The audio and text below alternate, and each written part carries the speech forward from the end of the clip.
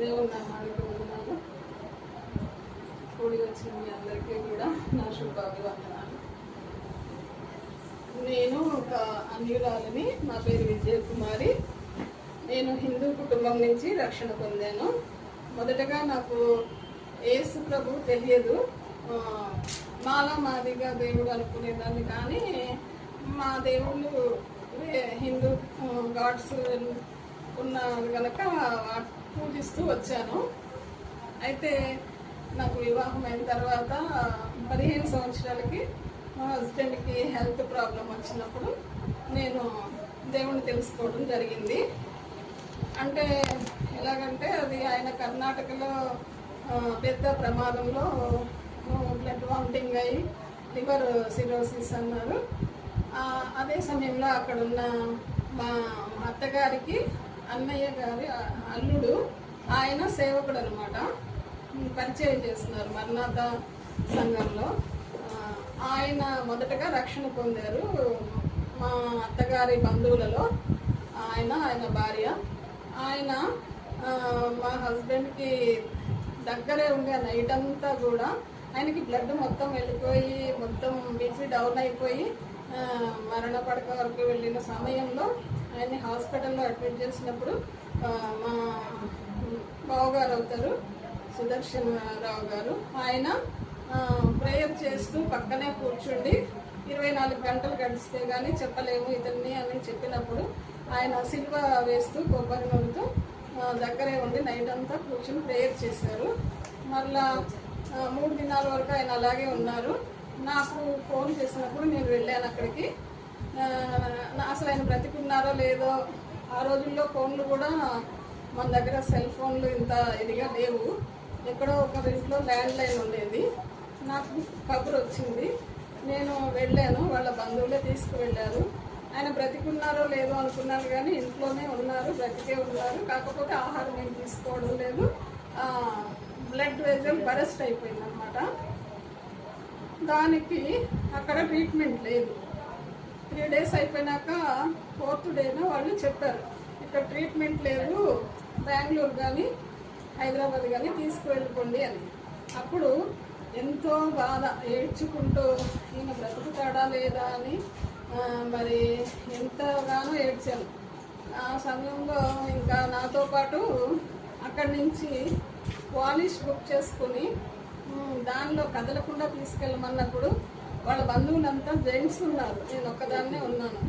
మరి ఆ సమయంలో మరి నేను ఎంతగానో భయపడుకుంటూ ఆయన్ని హైదరాబాద్కి చేర్చాము. ఈలోపు ఫోన్ కాల్స్ ద్వారా తెలుసుకొని ఎక్కడ జాయిన్ చేయాలని గ్లోబల్ హాస్పిటల్లో అడ్మిట్ చేశాము. అప్పుడు కూడా సుదర్శన్ రావు గారు వచ్చారనమాట, పాస్టర్ గారు. ఆయన వచ్చి మరి నైట్ అడ్మిట్ చేసిన తర్వాత, నువ్వు ఇంటికి వెళ్ళమ్మా, నేను చూసుకుంటాను. మా హస్బెండ్ పేరు రామచంద్రరావు, ఆయన రాముడు అంటారు. రాముడు అని నేను చూసుకుంటాను ఈయనకి అని చెప్పేసి నన్ను ఇంటికి పంపించేశారు. ఇంకా పంపిస్తే నేను ఆయనతో మళ్ళీ ఆయన నైట్ అంతా కూడా అలాగే సిల్వ వేస్తూ ప్రేయర్ చేస్తూ ఉన్నారు. నెక్స్ట్ డే ఎండోస్కోప్ చేశారు. ఎండోస్కోప్ చేసిన తర్వాత వాళ్ళు డాక్టరు అక్కడున్న బంధువులకి చెప్పేశారు. ఆ సమయంలో నేను లేను. నాకు వాళ్ళ చుట్టాలే, మా హస్బెండ్ చుట్టాలే, బ్రదర్ అవుతాడు. ఆయన ఇంటికి వచ్చి, అమ్మ వీడికి ఏమన్నా అలవాట్లు ఉన్నాయా, ఎందుకు ఇలా అని చెప్తున్నాడు, కానీ నిజం చెప్పట్లేదు నాకు. నేను భయపడి ఏమైందన్నయ్య ఏం చెప్పారంటే చెప్పటం లేదు. ఎంతో ఏడ్చాను. అయితే మీరే వెళ్ళి మాట్లాడండి, నువ్వు మీ అక్క బావ వెళ్ళి మాట్లాడండి అన్నారు. నేను అక్కింట్లో ఉన్నా. అప్పుడు అక్క బావ నేను హాస్పిటల్కి వెళ్ళడం జరిగింది.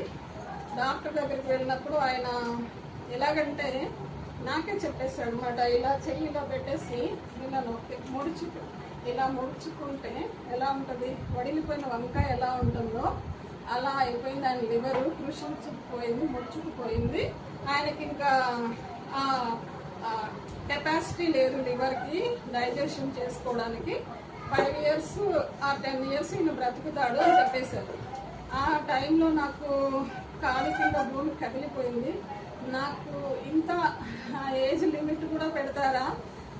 అంటే హస్బెండ్తో ఎవరైనా చివరి వరకు ఉండాలనుకుంటాం, కానీ 5 years or 10 years అంటే ఎంతగానో నేను బాధపడ్డాను, ఏడ్చాను. ఇంకా చెప్పన అవసరం లేదు, అంత దుఃఖం. తర్వాత మళ్ళీ వాళ్ళు ట్రీట్మెంట్ చేశారు. ఓకే, వాళ్ళు తినవలసినవన్నీ చెప్పి పంపించేశారు. ఇక ఆయన్ని ఎలాగంటే ఒక గాజు బొమ్మను చూసుకున్నట్టు చూసుకోవాల్సి వచ్చింది. అలా ఆయన కొరకు మరి నేను దేవుడిని నమ్ముకోవడం జరిగింది. ఆయన మా పాస్టర్ బాబు గారు వచ్చి ఒకసారి మర్నాథ సంఘానికి తీసుకువెళ్ళి ఇక్కడ హైదరాబాద్లో సాక్ష్యం ఆయన చెప్పారు. నన్ను నిలబెట్టి ఆయన సాక్ష్యం చెప్పారు. ఇలా బకెట్ రక్తం కప్పుకున్నాడు. అలాంటి సమయంలో నేను ఈయన కోసం ఎంతగానో ప్రార్థన చేస్తూ కూర్చున్నప్పుడు దేవుడు ఆయన్ని బ్రతికించాడు. ఇప్పుడు బ్రతికే ఉన్నారని సాక్ష్యం చెప్పారు. నన్ను తీసుకువెళ్ళి రమ్మంటే నేను వెళ్ళాను. కానీ మా హస్బెండ్ మాత్రం నన్ను చర్చికి ఫతేనగర్ తీసుకెళ్ళి దింపేవారు. అంటే ఫతేనగర్ నుంచి అక్కడ ఒక హోలీ ఫెయిత్ మినిస్ట్రీస్ వాళ్ళు మా అక్క చెప్తే, అక్కడ మా అక్క ఫతేనగర్లో ఉండేది. చౌదరీస్లోనే ఒకళ్ళు కన్వర్ట్ అయిన వాళ్ళు ఉన్నారు వాళ్ళ బిల్డింగ్లో. అక్క క్లోజ్గా ఉంటుంది. చెప్పింది అనమాట, ఇలా మా మరిదికి ఇలా జరిగింది. అలా ఆ టైంలో అక్కడి నుంచి అదే ప్రేయర్ చేసుకుంటూ తీసుకొచ్చారు వాళ్ళ చుట్టాలుండి అని చెప్పినప్పుడు ఆవిడ సరే అయితే నేను వెళ్తాను ఒకసారి అని చెప్పేసి ఆవిడ పాస్టర్ గారిని తీసుకుని మా ఇంటికి రావడం జరిగింది. మా ఇంటికి వచ్చి ఇద్దరికి కూడా చెప్పారు. చెప్పి మీరు ఇప్పుడే దేవునిలోకి వచ్చేయాలి అన్నట్టు చెప్పి, అయితే నాకు మొక్కులు ఉన్నాయి, నేను అప్పుడేమో దేవుడి గది ఉంటే అక్కడికి వెళ్ళి తిరుపతికి వస్తాను, కొండ కాలు నడకలో వస్తాను, ఏదేదో గుండు చేయించుకొని ఏం మొక్కులు మొక్కుకుంటున్నా. వాళ్ళ పాస్టర్గా బావగారు వైఫ్ ఉంది కదా అక్క, ఆవిడేమో విజయ దేవుడిని నమ్ముకోమ్మా, విజయ దేవుడిని నమ్ముకోమ్మా అని ఉంటుంది. ఏంది ఇక్కడ ఊరికే దేవుడిని నమ్ముకోమ్మా అంటుంది అని నాకు అప్పుడు ఏం తెలియదు కదా, నేను అలా అనుకుంటున్నా మనసులో. అయితే తర్వాత చెప్పాను వీళ్ళకి, ఇలా నాకు మొక్కు ఉంది, నేను తిరుపతికి వెళ్ళాలి అని చెప్పాను. చెప్పినప్పుడు వాళ్ళు అన్నారు కదా, ఇప్పుడు నువ్వు దేవునిలోకి వచ్చేస్తే పాప క్షమాపణ తీర్మానం తీసుకుని వచ్చేసావంటే నువ్వు అసలు ఎక్కడికి వెళ్ళనవసరం లేదు, అవి ఏం చేయలేవు, ఇంకా నువ్వు అది వదిలేసాయి, నువ్వు అప్పుడు చేసుకున్నది వదిలేసాయి, ఏం చేయదు అది నిన్ను అని చెప్పేసి ఆవిడ చెప్పడం జరిగింది. తర్వాత మా సంఘానికి రమ్మన్నారు, తీర్మానం ఇద్దరికి చేయించి పాప క్షమాపణ తీర్మానం చేయించి వాళ్ళ సంఘానికి రమ్మంటే నేను ఫతేనగర్ సండే నేను స్కూల్లో జాబ్ చేస్తూ సండే వచ్చిందంటే ఎంతో ఆశ అనమాట దేవుని సన్నిధికి వెళ్ళడానికి. మా అక్క వాళ్ళ ఇంట్లో దింపేవారు ఈయన తీసుకెళ్ళి పిల్లల్ని నన్ను దింపితే ఆయన వచ్చేవారు కాదు. నేను చర్చికి ఆవిడతో వెళ్ళేదాన్ని, నన్ను ఎవరైతే తీసుకెళ్ళారో ఆవిడతో. ఇంకా అక్కడికి వెళ్ళేసరికి నాకు కాళ్ళు పరుగులు తీసేవి అనమాట. డ్రమ్ బీట్స్కి పాటలకి ఎంతో పరవశంగా వెళ్ళిపోయేదాన్ని. మందిరానికి వెళ్ళాలంటే అంత ఆసక్తి, అలా వెళ్ళిపోయేదాన్ని. అట్లా వెళ్తూ ఉండగా 5 years గడిచిపోయింది. వెళ్ళాను, కానీ లాస్ట్ చైర్స్లో కూర్చున్నాను. చైర్లో ముందు అందరూ కింద కూర్చున్నారు, కొంతమంది చైర్లో లాస్ట్ కూర్చుని నేను అక్కడ ఒక్కటే ఏమనుకుంటున్నానంటే వాళ్ళందరినీ చూసి ఎప్పుడూ నేను చర్చికి రాలేదు కదా, నాకు ఎందుకు ఇలాంటి పరిస్థితి వచ్చింది, నా భర్తకి ఇంత పెద్ద రోగం పెట్టబట్టే కదా నేను ఈ మందిరానికి వచ్చాను అని ఆ రోజు వెళ్ళినందుకు ఏడ్చాను అనమాట. అంటే నా పరిస్థితిని బట్టి కావచ్చు, ఎలాగైనా కావచ్చు, ఎంతో ఏడుపు వచ్చింది. అప్పుడు నేను ఇక్కడ ఈ చోటుకి నేను ఎందుకు వచ్చాను అని ఏడ్చాను అనమాట ఆ టైంలో. అది తర్వాత మెల్లమెల్లగా రుచి చూసినాక పాటలు అవన్నీ దేవుడు ఆ మాటలు మధురంగా అనిపించినాక వెళ్తూ వచ్చాను. అది 5 years అలా గడిచిపోయింది. అంటే బైబిల్ ఎక్కువ చదివేదాన్ని కాదు, స్కూల్లో వర్క్ చేసేదాన్ని టీచర్గా. సండే వస్తే మాత్రం బైబిల్ దులుపుకొని పట్టుకొని వెళ్ళడమే, కానీ నాకేమీ మైండ్లో లేదనమాట. వాక్యం, దేవుని వాక్యం వాళ్ళు చెప్పినప్పుడు వినడమే కానీ చదవడం లేదు నేను. అలా గడిచిపోయింది. తర్వాత 5 years తర్వాత ఇంకా కొంచెం ఆయన పరిస్థితి మారుతూ వచ్చింది. అప్పటి వరకు 1-2 టాబ్లెట్లతో సరిపోయింది. అప్పుడు ఏమీ సర్జరీ ఆపరేషన్ కూడా ఏమీ అవసరం లేదన్నారు. మామూలుగా అయితే ఆపరేషన్ చేస్తే లివర్ ట్రాన్స్ప్లాంటేషన్ చేయించుకోవాలి. తర్వాత ఈ 5 or 10 years అప్పుడు దానికి ఒక 25 lakhs ఖర్చు అవుతుంది. అది కూడా మళ్ళీ సెట్ అవ్వాలి, ఇన్ఫెక్షన్లు వస్తాయి అని ముందే చెప్పారు. అయితే ఇంకా ట్రాన్స్ప్లాంటేషన్ వరకు వెళ్ళలేదు. 5 years బాగానే ఉన్నారు, వర్క్ చేస్తున్నారు, ఏదో ఒకటి చేసుకుంటా వచ్చి అంతకుముందు ఉన్న స్థితి కన్నా మంచి స్థితిలోనే ఉన్నాం అప్పుడు. అంటే ఆరోగ్యపరంగా ఆయన ఒక గాజు బొమ్మే, కాకపోతే ఆయన వర్క్ చేసి ఇంట్లో కొంచెం అంతా చూసుకోగలిగారు. మా ఫైనాన్షియల్గా కూడా అప్పులన్నీ తీర్చి కాస్త మంచి స్థితిలోకి వచ్చాము. తర్వాత మళ్ళీ ఈయనకి కొంచెంగా పెరుగుతూ వచ్చింది. అప్పుడు ఆ టైంలో కొంచెం ఆస్తి కూడా వచ్చింది. మా ల్యాండ్స్ అమ్ముకోవడం, మళ్ళీ ల్యాండ్స్ కొనడం, అలా అంతా బాగానే ఉంది. అది అప్పుడు విశ్వాసంతో నేను ప్రేయర్లో పెట్టేదాన్ని, అది జరిగేది. అలా మాకు అన్నీ దేవుడు ఇచ్చారనమాట. ఆ తర్వాత ఇల్లు కొనడానికి కూడా దేవుడు మాకు సహాయం చేశారు. ఆయన ఉండగానే మళ్ళీ ఆ ల్యాండ్స్ అమ్మేసి ఒక ఇల్లు కొనేసి, మళ్ళీ నేను లేకపోయినా కూడా నా పిల్లలకి ఇబ్బంది అవ్వకూడదు అని ఒక సొంత ఇల్లు కూడా కొని అందులోకి చేర్చారు. అయితే ఆయన పరిస్థితి ఇంకా సివియర్ అయిపోయింది. ఇంకా ఎక్కువ వామిటింగ్స్ అయిపోవడము, జర్నీ చేస్తే పడకుండా అట్లా అయిపోయి ఆయనకి బాగుండేది కాదు హెల్త్. నేను చాలా ఫేస్ చేశాను అంటే ఎవరు లేరు, నేను నా పిల్లలే ఎక్కువ ఆయన చూసిందల్లా. ఇంకా అంతగా మరి భయపడినా కూడా మరి మేమే చూసుకునేవాళ్ళం ఆయన్ని. అయితే 1.5 year చనిపోకముందు 1.5 year ముందు కూడా ఆయనకి కొంచెం మైండ్కి కూడా ఎక్కింది, లివర్ షుగర్ అన్నారు. ఆ మైండ్కి కూడా ఎక్కేసి ఒక క్లబ్లో ఆయన సూపర్వైజర్గా చేసేవారు. వచ్చేసరికి నైట్ సమ్మర్లో పైన పడుకున్నాము. అప్పటికి మాకంత ఏసీలు అంత తాహత లేదు, ఓన్లీ కూలర్తో అలా నడిపించి పైన పడుకున్నప్పుడు ఏమైందంటే ఆయనకి ఆకలేసి పిచ్చిగా ప్రవర్తించారనమాట. ఎలాగో ఆకలేస్తుంది ఏమన్నా పెట్టమన్నారు. నాకు అప్పుడు ఏం పెట్టాలి అని చెప్పేసి ఇంట్లోకి వెళ్ళి 2 అరటిపండ్లు ఉంటే ఇచ్చాను. అంటే షుగర్ ఉన్న వాళ్ళు అరటిపండు తినకూడదు, లివర్ షుగర్ అన్నారు కదా. ఆ అరటిపండు తినేసరికి ఆయనకి ఇంకా రకంగా మారిపోయి ఉండొచ్చు. ఇంకా నీళ్ళ బాటిల్ ఇలా వంపేసి అంతా పిచ్చి పిచ్చిగా చేస్తా బిల్డింగ్ అంతా తిరిగేస్తున్నారు. నైటు 2 గంటల 3 గంటల టైంలో తిరుగుతుంటే ఏం చేయాలో తెలియట్లేదు, ఎవరు లేరు. మా పిల్లలు మేమే పడుకున్నాం పైన. ఇంకా ఆయన్ని ఎక్కడ కిందకి దూకేస్తాడో, అసలు ఏం చేస్తాడో అని భయపడుతున్నాం. అప్పుడు గబగబా కిందకి మెట్లు కూడా దిగేసి మా ఇంట్లోకి కూడా వెళ్ళిపోతున్నారు. మా అబ్బాయిని తొందరగా పరిగెత్తు, లేకపోతే ఎక్కడ లాక్ పెట్టే డోర్ కడిపెట్టేస్తాడని పంపించాను. అయితే మొత్తం మీద ఆయన అలా అయిపోయి నాకు ఆకలేస్తుంది పెట్టండి ఏమన్నా పెట్టండి అన్నాడు. పక్కన ఆయన లేస్తే ఆయనకి చెప్తున్నాను. అలా మొత్తం మీద ఆయనకి ఆ ప్రాబ్లం కూడా నిద్రపోయి లేచేసరికి మళ్ళీ మామూలుగా అయిపోయారు. తర్వాత ఇంకా ఆయన అయ్యో నేను ఇలా చేశానా, మిమ్మల్ని ఇంత భయపెట్టానా అనేసి పాపం చాలా బాధపడ్డారు. మళ్ళీ మామూలుగా తన వర్క్కి తను వెళ్ళిపోయారు. నేను మా అమ్మాయి మాత్రం అలాగే కూర్చొని పోయాం. మాకు ఇంకా అసలు నేను అప్పుడు స్కూల్కి వెళ్ళేదాన్ని, స్కూల్లో జాబ్ చేసేదాన్ని, కానీ నాకు ఇంకా అసలు కాళ్ళు చేతులు వణికిపోయి ఈ స్థితిలో పిచ్చివాడిగా ఉంటే నేనేం చేయాలి అది కూడా మరి అందుకు మళ్ళీ మామూలుగా తీసుకొచ్చినందుకు అసలు చాలా ఇంకా అదృష్టం అనుకొని అప్పుడు అలా ఒక 1.5 year మళ్ళీ హాస్పిటల్లో పెట్టి కొంచెం ట్రీట్మెంట్ ఇచ్చి తర్వాత అలా మొత్తం మీద 8.5 years బ్రతికారు ఆయన. 8.5 years తర్వాత ఇంకా సివియర్ అయిపోయింది ఆయన పరిస్థితి. దేవుని సమయం వచ్చేసింది, ఇంకా ఆయన తీసుకున్నాడు.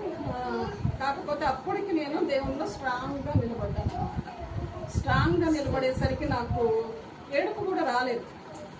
స్తోత్రం అనుకున్నాను, సరే దేవా నువ్వు తీసుకున్నావు, ఆయన పైన ఉన్నాను. ఒకరోజు నేను చూస్తాను అనుకున్నాను, అప్పుడు ఇంకా ఏడుపు కూడా లేదు, అంత స్ట్రాంగ్గా దేవునిలో ఉన్నాను అనమాట. ఆ తర్వాత మళ్ళీ నెక్స్ట్ డేకి సమాధి కార్యక్రమం అంతా బాగా జరిగింది. ఆ రోజు అదే అప్పుడు ఆ రోజు నైట్ కూడా నేను హెబ్రోన్ చర్చ్లో మెంబర్గా ఉండడం, ఇద్దరము అక్కడే బాప్టిజం తీసుకోవడం జరిగింది. డిసెంబర్లో బాప్టిజం తీసుకున్నాము. జనవరిలో 16th ఆయన దేవుని సన్నిధికి వెళ్ళిపోయారు. అప్పుడు ఆ నైట్ బాడీ తీసుకొస్తే చర్చిలోనే పడుకోబెట్టమన్నారు. లేదండి, ఆయన ఇల్లు కొనుక్కున్నారు ఈ సంవత్సరమే, మా ఇంట్లోనే పడుకోబెడతా అంటే ఇంట్లో కాదు కానీ కింద పడుకోబెట్టాము. ఇంకా అక్కడ అందరూ వచ్చి పాటలు పాడతాము. ఆ నైట్ అంతా కూడా అసలు మాకు ఏం జరుగుతుందో తెలియకుండా అలా కూర్చొనిపోయాం. అలా అసలు సమాధి కార్యక్రమం కూడా ఎంతో బాగా జరిగింది. ఆయన కూడా వచ్చారు, కర్ణాటక పాస్టర్ గారు అందరూ వచ్చారు. మా బంధువులంతా అన్యులు కాబట్టి వాళ్ళు కొంచెం అబ్జెక్షన్ చేశారు. ఏంటి వీడేమన్నా పుట్టుకతో క్రైస్తవుడా, మన పద్ధతులు మానేసి ఈ పద్ధతులు చేయడం ఏంటి అనేసి. అయినా కూడా సమాధికి ఎప్పుడూ నేను చూడలేదు. మా హస్బెండ్ నేను మొదటిసారిగా చూడటం. అయినా కూడా ఆ టైంలో ఆయన వెంట పరిగెట్టుకుంటూ వెళ్ళి తీసుకెళ్తుంటే చర్చిలో పెట్టారు, తీసుకెళ్ళి చర్చిలో పెట్టారు. మళ్ళీ సమాధి అక్కడే దగ్గరే అందరం వెళ్ళాం. లేడీస్ కూడా మా బంధువుల్లో కూడా బాగానే వచ్చారు. అంతా చక్కగా జరిగిపోయింది ఆయనకి. తర్వాత నెక్స్ట్ డే మళ్ళీ కొంచెం భయం వేసింది అనమాట. బట్టలు చూస్తే ఆయన మళ్ళీ రాడు కదా, మనం ఎలాగా అనేది భయం వచ్చింది. కొంచెం కొంచెంగా మళ్ళీ డౌన్ అవటం స్టార్ట్ అయ్యింది. ఎలా బ్రతకాలి మనం, ఎలా బ్రతకాలి అనేది. కాకపోతే దేవుడు అన్ని మార్గాలు సిద్ధం చేశాడు. మాకు ఏ కొంచెం కొరత లోటు లేకుండా, ఆయన లేరనేది ఒక్కటే లోటు, కానీ ఆయన లేకపోయినా కూడా మాకు ప్రతిదీ సమకూర్చారు అనమాట దేవుడు. అసలు మళ్ళీ జాబ్ కూడా అప్పటికి మానేశాను. ఆయన చూసుకోవాలి మా హస్బెండ్ని, సొంత ఇల్లు వచ్చేసినాక ఇంకా నాకు జాబ్ వద్దనేసి, మరి ఆయన హెల్త్ బాగోదు కదా చూసుకోవాలని నేను ఆ సంవత్సరమే మానేశాను. అయినా కూడా మరి మా పిల్లలు ఇంకా జాబ్ చేసేవాళ్ళు కూడా కాదు. బీటెక్ 4th ఇయర్లో అమ్మాయి ఉంది, అబ్బాయి 1st ఇయర్లో ఉన్నాడు. ఆయన అన్నీ చూసుకునేవారు. పిల్లోడిని జాయిన్ చేయటము, కాలేజ్కి వెళ్ళటము, పేరెంట్స్ మీటింగ్లో కూడా అన్నీ చేశారు. సరే ఆయన వెళ్ళిపోయారు. మరి సంపాదించడానికి ఇంట్లో ఎవరు సంపాదించే వాళ్ళు లేరు. అయినప్పటికీ కూడా దేవుడు పోషించాడు. అంటే అప్పటి వరకు ఇచ్చిన ఆస్తితో మరి ఫ్రెండ్స్ తీసుకువెళ్ళి ఎలా బ్రతుకుతావు విద్య అని నాకు ఇంట్రెస్ట్ ఇచ్చి అలా నాకు హెల్ప్ అయ్యిందనమాట.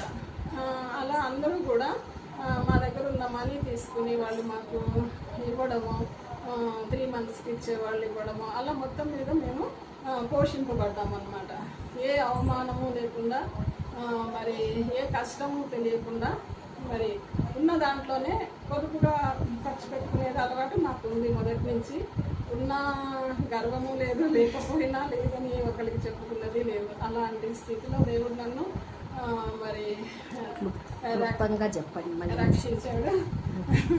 అది అప్పటి నుంచి కూడా ఇన్ని సంవత్సరాలు దేవుడు మరి నాతోనే ఉండి నన్ను నడిపిస్తూ వచ్చారు. 20 సంవత్సరాలు అయింది నేను రక్షణ పొంది. అయితే ఈ 20 సంవత్సరాలుగా కూడా నేను ఎక్కడా కూడా నా సాక్ష్యాన్ని నేను కోల్పోలేదు. ఎంతమంది నా బంధువులు ఉన్నా కూడా నేను ప్రత్యేకించబడే ఉంటాను వాటిలో. మా అమ్మాయి బొట్టు పెట్టుకోమ్మా, చిన్న బొట్టు పెట్టుకో, అందంగా ఉంటావు అన్నప్పటికీ కూడా లేదు, నేను ఒకసారి కమిట్మెంట్ దేవునితో నిబంధన చేసుకున్నాను. ఈ బొట్టు తీసేసేయడం అనేది మనం చేసుకునే నిబంధన, మళ్ళీ మళ్ళీ పెట్టుకోవడానికి అది వీలు లేదు అని చెప్పేదాన్ని. అలా మా అమ్మాయి ఎంతగా అన్నా కూడా నేను పట్టించుకోలేదు. అలా ఇప్పటి వరకు కూడా నేను దేవుడికి మాత్రం దూరం కాలేదు. నా కొడుకు చాలా హెల్ప్ చేస్తూనే ఉంటాడు నన్ను దేవుని సన్నిధికి తీసుకువెళ్ళే విషయంలో. అలాగా మరి మా అమ్మాయి మాత్రం కొంచెం వ్యతిరేకించినప్పటికీ, అంటే వ్యతిరేకించడం అంటే తను రావడానికి, నేను ఆ పెళ్లి చేసుకోను అన్నది నేను హిందూ సంప్రదాయం ప్రకారం హిందూస్కే ఇచ్చి చేశాను. సరే అమ్మాయి అంటే వెళ్ళిపోతుంది, ఇప్పుడు మరి అబ్బాయి వివాహం చేయాలి, ఇది ఎలాగా అని ఆలోచిస్తున్నా. కానీ ఇన్ని చేసిన దేవుడు అది కూడా చేస్తాడనే విశ్వాసం నాకు ఉంది. ఏదైనా కూడా మార్గం ఆయనే చూపిస్తాడు. ఆలస్యమైనప్పటికీ మీకు మేలైనదే ఇస్తానన్నాడు కనుక నాకు మరి మేలైనదే, మంచి కోడల్ని, రిక్కా వంటి కోడల్ని ఇవ్వాలని నేను ఎదురు చూస్తున్నా. మీ అందరూ ప్రేయర్ చేయండి. కానీ నేను చెప్పాలనుకున్న సాక్ష్యం ఇది కాదు. సిస్టర్ ఫస్ట్ ఒకసారి నేను చెప్పేశాను ఈ సాక్ష్యం, అయితే ఇప్పుడు నెక్స్ట్ జరిగింది నేను చెప్పాలనుకుంటున్నా. రీసెంట్ గా నాకు నేను కాళ్ళు ఒక డైలీ కూడా ప్రేయర్లో 3 hours ఉంటాను. ఒక గ్రూప్ కాల్లో నేను సిస్టర్ వాక్యం చెప్పేది, పాటలు పాడేవాళ్ళు వాక్యం చదివేవాళ్ళము. అయితే నన్ను వాక్యం చెప్పమన్నారు. సీనియర్ అయిపోయావు కదా, ఇంకా నువ్వు వాక్యం చెప్పన్నారు. నేను ఏం చేయాలి, కాదని లేదు. కాకపోతే నేను వాక్యం చెప్పడానికి నాకు దేవుడు నాకేమీ వాక్యం ఇవ్వలేదు అలా అంత. కాకపోతే చెప్పమన్నారు. ఎలా చెప్పాలి అని నేను టీవీలో చూసి వాక్యం చెప్తూ వచ్చాను. ఇదే అది చూసుకుని కొన్ని పాయింట్స్ రాసుకోవడము, ఎక్కువ బైబిల్ని అప్పుడు స్టడీ చేయడము, అలా నేను వాక్యం చెప్తుంటే బాగా చెప్పారంటాము, అలా చెప్తూ వచ్చాను. ఎవ్రీ ఫ్రైడే చెప్తున్నా. కానీ తర్వాత నాకేమనిపించిందంటే ఇది కాదు, దేవుడు నాకు ఇవ్వాలి, ఆయన ఇవ్వాలి, ఆయన ఇస్తే నేను వాక్యం చెప్పాలి. కానీ నేను ఇలా ఎవరో చెప్పిన వాక్యాన్ని చూసి అది నేను కాపీ చేసి చెప్తున్నాను కదా, ఇది కరెక్ట్ కాదు అనుకుని సరే ఇంకా నేను చెప్పొద్దు అనుకున్నాను, నిర్ణయించుకున్నాను. సిస్టర్ అడిగినప్పుడు నేను ఏదో ఒకటి సాకు చెప్పి అలా తప్పుకున్నాను. తర్వాత నవంబర్లో మా అమ్మాయి సూరత్లో ఉంటే ఆమె ఊరికే పిలుస్తూ ఉంటే వెళ్ళాను. అసలు నేను వెళ్ళను ఎక్కడికి. మోస్ట్లీ మా ఇంట్లో దేవుని సన్నిధి ఉంటుంది కనుక నాకు ఎవరింట్లో నా సన్నిధి దొరకదు. నా కూతురిల్లే కాదు, నా తల్లిగారి ఇల్లే కాదు, ఎక్కడ కూడా నాకు అది దొరకదు కనుక నేను వెళ్ళను. నా ఇంట్లో ఉండడానికి ఇష్టపడతాను. అయితే నేను రమ్మనగా సరే నేనే వస్తున్నాను, పద్దాక మీరే రండి అని వెళ్ళినందుకు నాకు ఇక్కడి నుంచి ఎప్పుడైతే నేను పారిపోయానో దేవుడి నుంచి, ఆ కాల్లో కూడా ప్రేయర్ అటెండ్ అవ్వడం మానేశాను. దేవుడు నాకు గుణపాఠం నేర్పించాడు అనమాట. అంటే ఇప్పుడు యోగు గారిని ఏ రీతిగా సైతాను మరి శోధించినప్పుడు దేవుడు మరి యోగు గారి ప్రాణం మాత్రం ముట్టవద్దని చెప్పారు కదా, అలాగనే మరి నాతో సైతాను ఎంతగానో నన్ను నలగగొట్టేసింది. అక్కడికి వెళ్ళినప్పుడు మరి నా పరిస్థితి ఒక 15 రోజులు మామూలుగానే ఉన్నాను. కానీ 15 రోజుల తర్వాత అందరితో సిస్టర్ మాట్లాడేవారు, అందరూ మాట్లాడేవారు, ఫోన్లో మాట్లాడాను. కానీ నాకు ఏమైపోయిందంటే ఒక భయం పట్టుకుంది, ఏదో ఒక భయం నాలోకి వచ్చేసింది. నేను అసలు హైదరాబాద్ వెళ్ళలేను మళ్ళీ తిరిగి అని అలా నిర్ణయించేసుకున్నా. సుభాష్ని సిస్టర్కి ఫోన్ చేసి ప్రేయర్ చేయండి సిస్టర్, నాకేదో ఈవిల్ స్పిరిట్స్ నన్ను ఏదో పట్టుకున్నాయి, నాకు ప్రేయర్ చేయండి అనేదాన్ని. ఎవరినైనా ప్రేయర్ అడిగి ఇదే చేసేదాన్ని, ప్రేయర్ రిక్వెస్ట్ అడుగుతూ ఉండేదాన్ని, సిస్టర్ని అడిగేదాన్ని. అలా అందరినీ కూడా నన్ను మళ్ళీ హైదరాబాద్కి తీసుకురావడానికి నేను అక్కడే చచ్చిపోతానేమో, లేకపోతే నాకేదో మెంటల్ హాస్పిటల్లో వేస్తారేమో, అట్లా చాలా రకరకాలుగా. అంటే ఒకటి జరిగింది, నిద్ర రావట్లేదని డాక్టర్ దగ్గరికి వెళ్ళినప్పుడు ఆ ట్యాబ్లెట్ ఒకటి రియాక్షన్ ఇచ్చింది. అది ఇస్తే మార్నింగ్ నాకు బ్రీతింగ్ అందలేదు. బ్రీతింగ్ ఇష్యూ వచ్చి 6 o'clockకి మౌత్ అంతా డ్రై అయిపోయి చుట్టుకుపోతుంది. ఆ టైంలో చాలా భయపడిపోయాను. అప్పుడు మా అమ్మాయి, అల్లుడు, మా కొడుకు అందరూ నోట్లో నీళ్లు పోస్తా భయపడకండి అంటుంటే కొద్దిసేపటికి నార్మల్ అయింది. మళ్ళీ అదే డాక్టర్ దగ్గరికి వెళ్ళి అడిగితే ఎందుకైంది ఇట్లా అంటే ట్యాబ్లెట్ రియాక్షన్ ఇచ్చింటుంది అన్నాడు. నాకు ఆ డాక్టర్ని కొట్టేయాలనిపించింది, కానీ ఇంకా ఏం చేయలేము. నాకు ఇక్కడ ఉంటే హిందీ వాళ్ళంతా, నాకు హిందీ రాదు. మా అమ్మాయి ట్రాన్స్లేట్ చెప్తా ఉండేది డాక్టర్కి. ఇంకా నేను ఇక్కడే ఏ మెంటల్ హాస్పిటల్లోనే వేస్తే నేనేమైపోతాను, నాకు భాష రాదు, అసలు నేను హైదరాబాద్ వెళ్ళగలనా లేదా, ఇంటికి వెళ్ళలేను, ఇట్లా రకరకాలుగా ఏదో అలా స్నానం చేసి వచ్చి కూర్చోవడము, పడుకోవడం తప్పితే ఇంకా నాలో ఇంకా ఏది లేదు, ఆశ లేదు.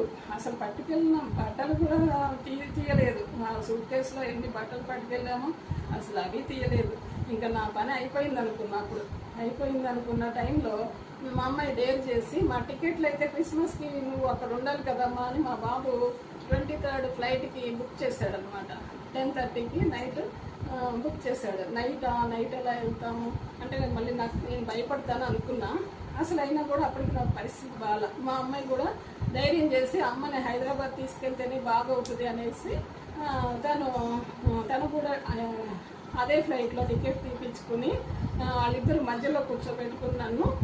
సిస్టర్ కూడా మేము డైలీ కలిసి ప్రేయర్ చేసే ఆవిడ కూడా ఏం కాదు సిస్టర్, మీరు ఏం భయపడవద్దు, మీరు గ్యారంటీగా హైదరాబాద్ వస్తారు, మళ్ళీ అంతా నార్మల్ అయిపోతుంది అని ధైర్యం ఇస్తూ ఉండేవారు. ఫ్లైట్ ఎక్కేదాకా తనకి ఫోన్ చేస్తూనే ఉన్నాను, తను ప్రేయర్ చేస్తూనే ఉన్నారు. ఫ్లైట్ ఎక్కాను, కళ్ళు మూసుకుని అలా ఇంకా దేవుని స్తుతించుకుంటా కూర్చున్నాను. క్షేమంగా హైదరాబాద్ వచ్చాము. వచ్చిన తర్వాత మరి మా డాక్టర్కి ఇక్కడికి వస్తే ఉన్న పరిస్థితి మారిపోతుందేమో, మా అమ్మ ఇల్లు చూసుకుని అనుకుంటే నేను నా ఇల్లు చూసినా రాలా, సంతోషం ఏమీ లేదు. ఇంకా ఇక్కడికి వచ్చినా మళ్ళీ నార్మల్ అదే యథావిధిగానే ఉంది, అక్కడ ఉన్న పరిస్థితిలోనే ఉన్న. భయం భయం అంటాం, ఎప్పుడు మా పిల్లలు ఇద్దరే పక్కన ఉండాలి. వేరే అప్పుడు నేనున్న పరిస్థితులు ఇప్పుడు మీ మధ్యలో నేను ఇలా కూర్చునేదాన్ని కాదు. నేను రావాలి అంటే భయపడిపోయేదాన్ని, అమ్మో వాళ్ళందరి మధ్యలోకి నేను వెళ్ళాలా అని. అంటే నా పిల్లోడో పక్కన ఉంటే ఓకే వస్తాను, కానీ ఎవరితో మాట్లాడేదాన్ని కాదు. ఇక్కడికి వచ్చి ఇంకా నాకు పైన గ్రౌండ్ ఫ్లోర్లో దిగితే అందరూ తెలిసిన వాళ్ళు ఉంటారు, పలకరిస్తారు, నేను మాట్లాడలేను వాళ్ళతో అనేదాన్ని, నేను రాను అని. కింద సెల్లార్లోకి అక్కడ వెళ్ళిపోయి ఆ కార్లో బయటికి హాస్పిటల్కి బలవంతాన తీసుకురావడం అలా జరిగిందనమాట. 5 నెలలు అలా ఎంత సఫర్ అయ్యానంటే ఇంకా చచ్చిపోదామా ఇదే కోరుకుండేది, ఎప్పుడు చచ్చిపోవాలి.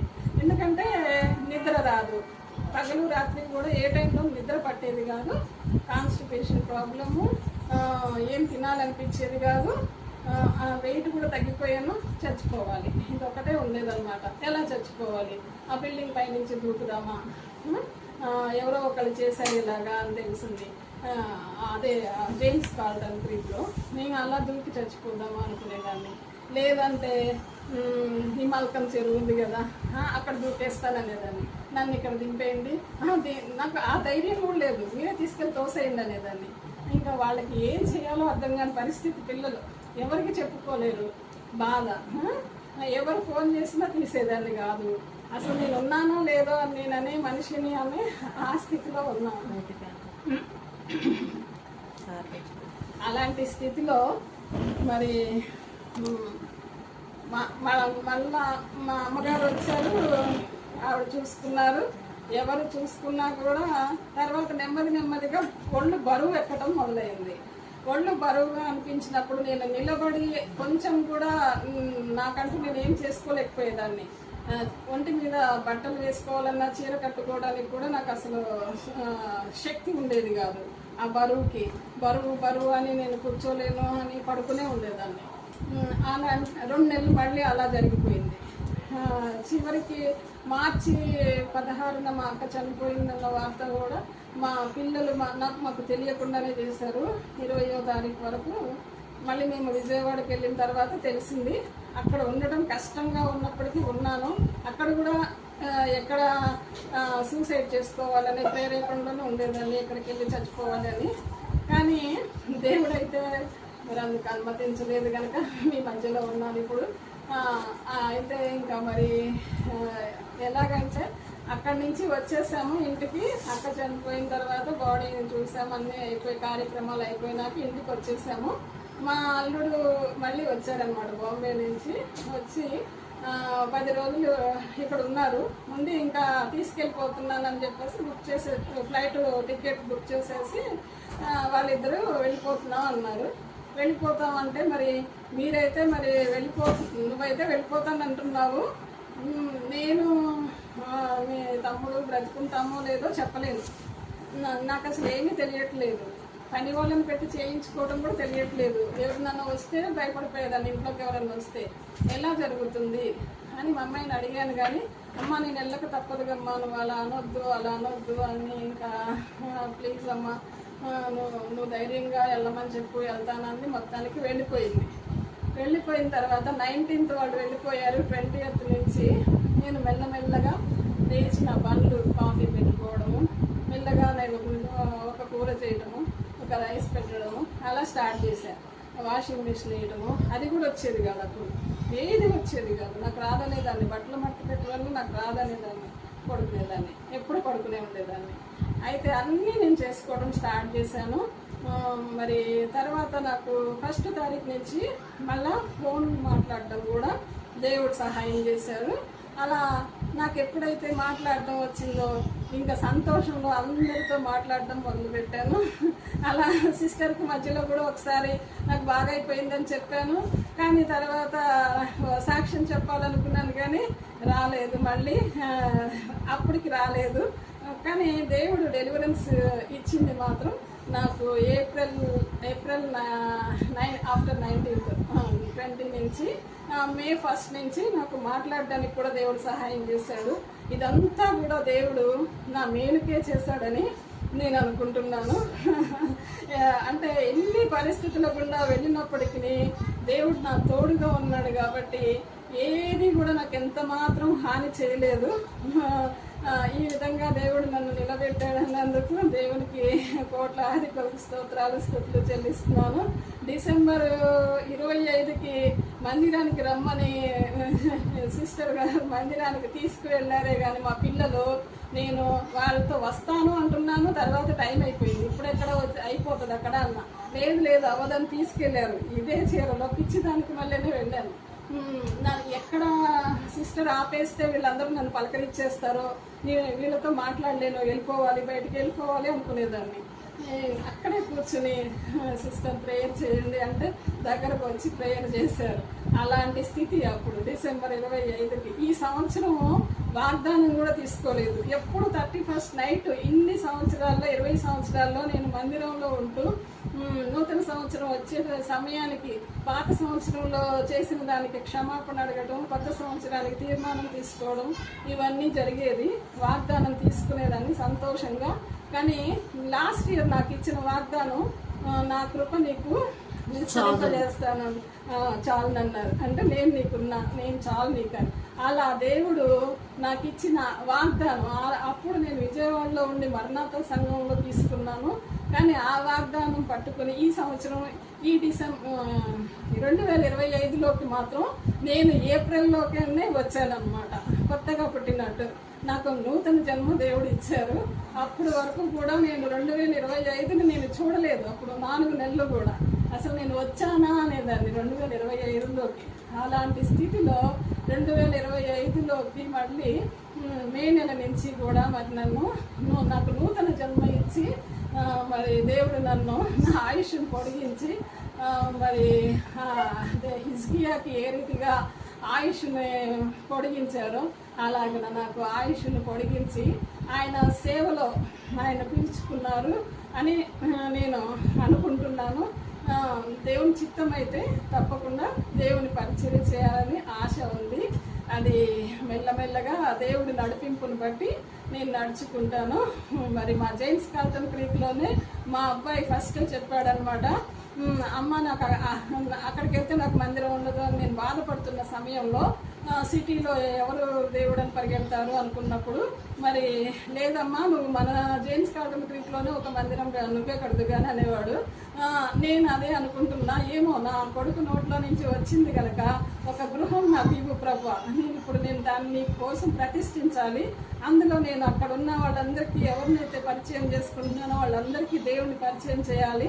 ఆ తర్వాత మందిరానికి నడిపించాలి, మన హోలీ విజన్ మినిస్ట్రీకి నడిపించాలి అని మరి నేను కూడా ఎంతగానో చెప్పాను. అప్పుడే సిస్టర్ గారికి నేను మీ సంఘం కొరకు ప్రేయర్ చేస్తాను అని. కానీ చెప్పాలంటే నెలకి 4 వారాలు వచ్చినా ఎప్పుడు కూడా నేను ఇంతవరకు నెలకి 4 వారాలు కూడా వెళ్ళలేదు మందిరానికైతే.